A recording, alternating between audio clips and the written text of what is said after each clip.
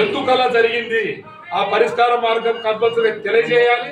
వాటితో పాటుగా ఇంకొక ప్రాణానికి పోయే విధంగా కూడా కానీ ఎటువంటి గతంలో ఎలా అయితే జరగకుండా ఇంకొకసారి ఇలా జరగకుండా చూసుకునే బాధ్యత కూడా మీ పైన ఉంది. కాబట్టి తక్షణం మీరు వచ్చి స్పందించి ఆ కుటుంబానికి ఏం జరిగిందో చెప్పాలి. ఈరోజు ఒక అనామకులు లెక్క వాళ్ళ పేషెంట్లు ఒక డెడ్ బాడీ దగ్గర కూర్చొని ఉంటే మీరు ఏమన్నా కూర్చొని మాట్లాడుకుంటా ఇంతవరకు ఐసీయూకి రాకపోతే ఏంటి అర్థం చెప్పండి.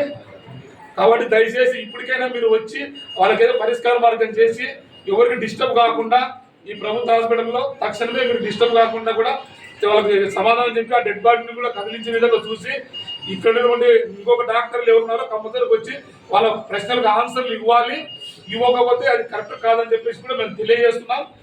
వీటితో కాకుండా ఇప్పుడు ఎవరున్నారు ఇన్ఛార్జ్ డాక్టర్ కూడా ఐసీలో ఇంతమంది మరి ఇంతమంది వేరే చెట్లు ఉన్నారు, ఇలా రోగులు ఉన్నారు, వాళ్ళ బంధువులు ఉన్నారు, కానీ డాక్టర్లు ఎందుకు లేరు అనే విషయం ఇంతవరకు కూడా అర్థం కావట్లేదు. రావాలి డాక్టర్ దయచేసి రావాలి. మీకు ఒక్క రోజు ఉంటేనే మీకు ప్రభుత్వ హాస్పిటల్లో జీతాలు ఇస్తుండేది. ఈ రోజు మెడికల్ కాలేజ్ ఏర్పాటు చేసినావు, ఏం లాభము? ఈరోజు మెడికల్లో డాక్టర్లు ఉన్నారు, ఏం లాభము?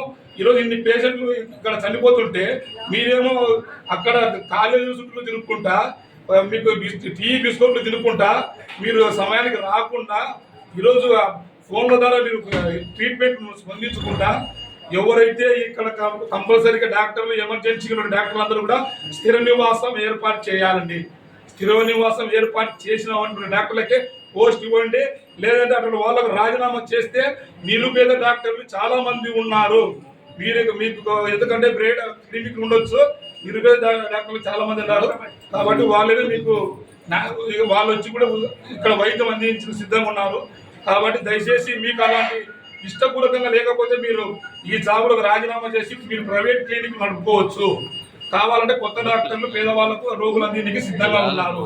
ఆ విషయాన్ని మీరు మర్చిపోకుండా కంపల్సరీగా ఈ ప్రభుత్వం ఇప్పుడు ఇమీడియట్ గా సుబ్బారెడ్డి గారు వచ్చి సమాధానం చెప్పి ఏం జరిగింది, ట్రీట్మెంట్లు ఎక్కడ ఎవరేం చేశారు, వాళ్ళ పేర్లు ప్రస్తావించి వాళ్ళ పైన కంపల్సరీగా క్రిమినల్ కేసు నమోదు చేయాలి. ఎందుకు ఇలా జరిగింది, అది ఎమర్జెన్సీ కేసులో కాదు, ఆటో కేసు అంటే 4 days నుంచి ఇక్కడ ట్రీట్మెంట్ తీసుకుంటున్నా కూడా ఈరోజు ఆపరేషన్ ఉందని చెప్పేసి ఇంజెక్షన్ ఒక నర్సు ఇవ్వడం వల్ల చనిపోయిందని చెప్పేసి ఇక్కడ బాధితులు కూడా చెప్తున్నారు. కాబట్టి ఆ విషయాన్ని కూడా మీరు తక్షణమే కంపల్సరీగా అమలు చేయాలి. ఇంకొకసారి ఇలా జరిగితే మాత్రం దానిపైన చర్యలు తీసుకోవాలి.